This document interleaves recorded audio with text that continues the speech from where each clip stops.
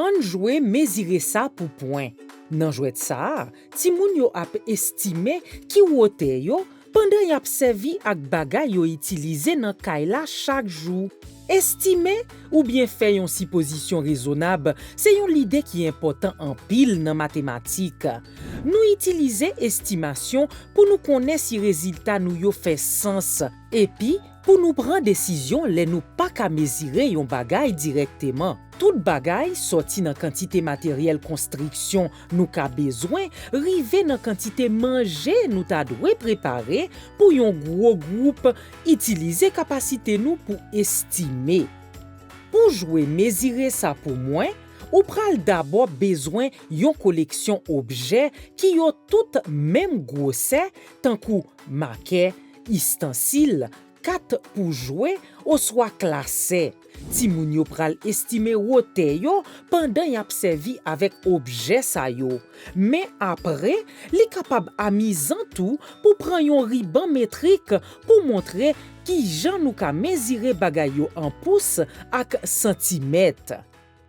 Pour jouer, premièrement, mettez matériel ou yo deyo, nan ka sa, map utiliser marqueur et puis map di, on devine ou bien estimer ki wote ou pense ou gagner avec matériel sa yo. Combien là-dedans yo nou ta dwe mette à terre pour nous arriver nan même wote avec ou? Fait ti moun nan mette tout objet li pense qui égal ak wote li. Après ça, ti moun nan ka coucher bon côté objet yo pour ouais si estimation li a te correct. Ou ka pose question tant kou, ki jan estimation lan te proche réalité a? Est-ce que ou même wote, pi ou soit pi koute passe estimation ou te fait a? Combien nous ta dwe ajouter ou soit retirer pour faire matériel sa yo vin même wote ak ou? Yon fois ti moun yo habitué ak l'idée pour estimer, ou ka jouet ça tout avec ficelle ou soit tape qui plus estimuler capacité visio-spatiale yo. Et puis si ou gen yon ruban métrique, ou ka mesurer wote ti moun yo en pouces ou soit centimètres pour yo habitué tande parler de unité mezi et standard sa yo.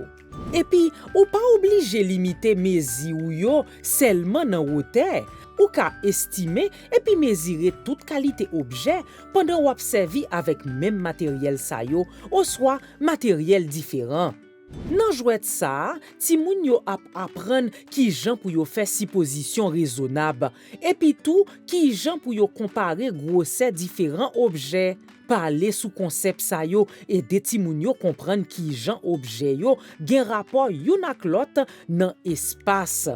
Et puis si ou prend ruban métrique là, ti moun yo ap apprendre unité mezi et standard pendant y a prend plaisir pour mesurer objet la kay yo ak nan salle classe là.